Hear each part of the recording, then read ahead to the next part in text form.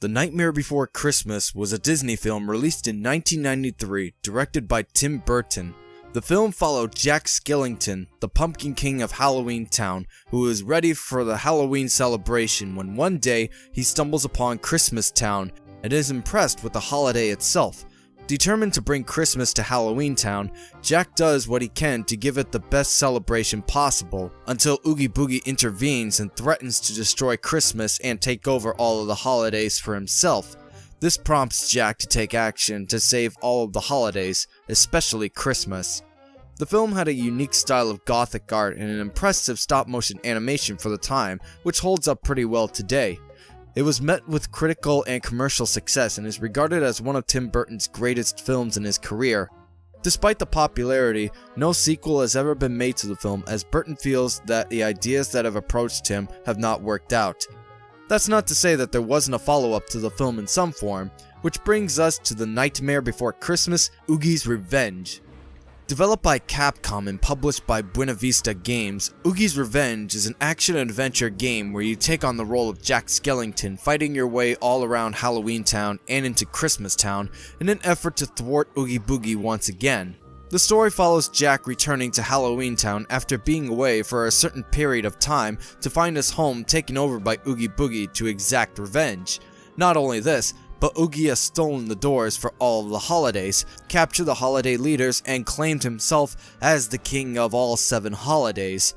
It is up to Jack to defeat Oogie Boogie once again, save all of the holidays, and reclaim his title as the Pumpkin King. The story itself is rather bland, with not much uniqueness coming from it.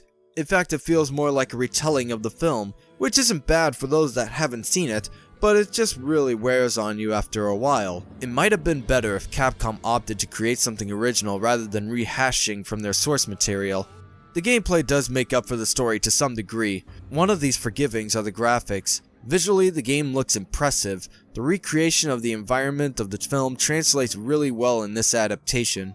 The elements are all given their gothic-like style and implementing as much of a creepy vibe as possible. Not only this, the characters themselves are well rendered, staying very close to the source material. With the game being pretty open, it gives you the chance to explore all the areas of Halloween Town, as well as Christmas Town, viewing all of the nice little details implemented. Unfortunately, the visuals overall does not hold up too well, especially since Square Enix did a better job recreating the film for Kingdom Hearts 2 years prior, and seeing the visuals in that game compared to this, it feels disappointing knowing that Capcom couldn't come close despite giving it their best. The game plays kind of like an RPG, with Jack given 3 forms to utilize: his regular form, the Pumpkin King, and his Santa Claus outfit. The latter 2 are obtained through story progression. As regular Jack, your main weapon is a soul rubber, a green hand that extends itself to reach out and inflict damage on enemies, which seems strange on its own since it looks like one of those sticky stretchy things that you would find in the dispensers at stores.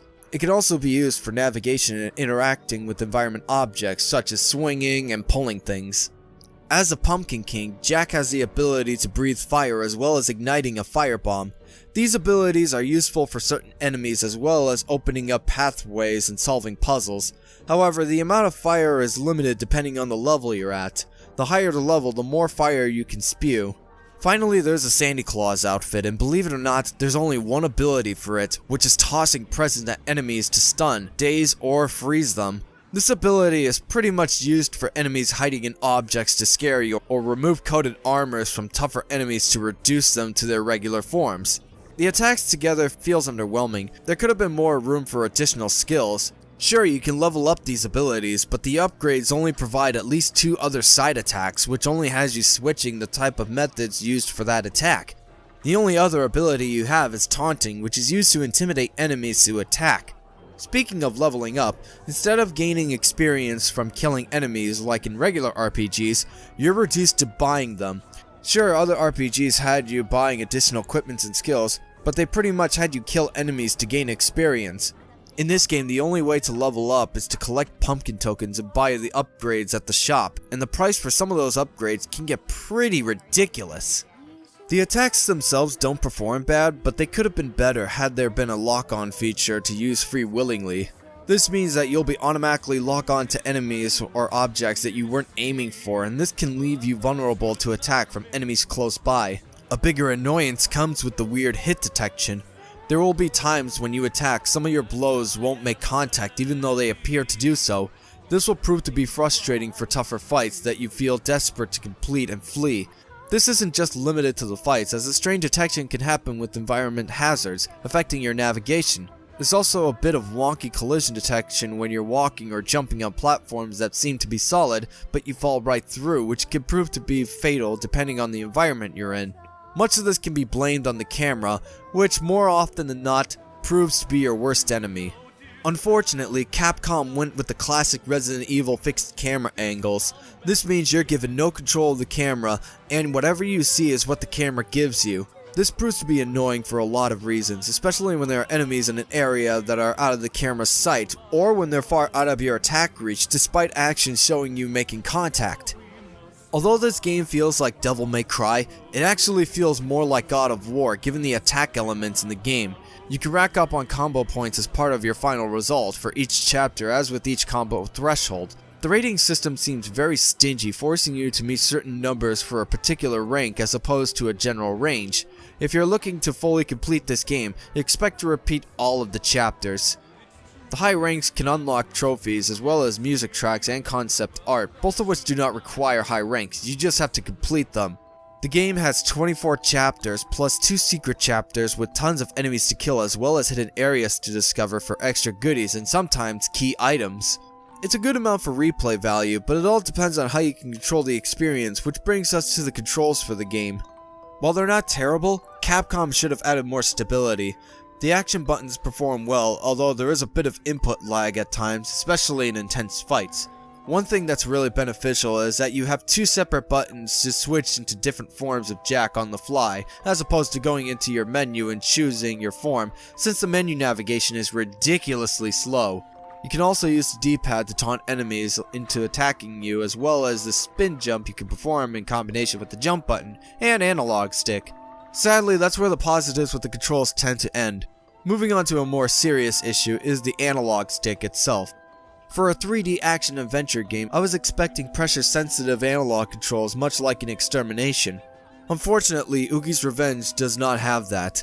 In order for you to walk, you have to move the analog stick about halfway before Jack starts walking, and even then, he won't walk for long, as you can push the stick a bit further and all of a sudden start running when that wasn't your intention. This causes problems for hazards that require precision movement, such as sneaking up on targets and maneuvering around environments, especially when it comes to Oogie's underground lair. There's also some serious stuttering issues when moving around, as half the time when pushing forward, Jack will come to a stop and stutter in place no matter how hard you push on the analog stick, and this again links back to the fixed camera angles affecting navigation. Perhaps the real deal breaker is with the controls in the boss fights. At first glance, these fights appear straightforward enough to wrap around. You keep attacking the bosses until they're dead.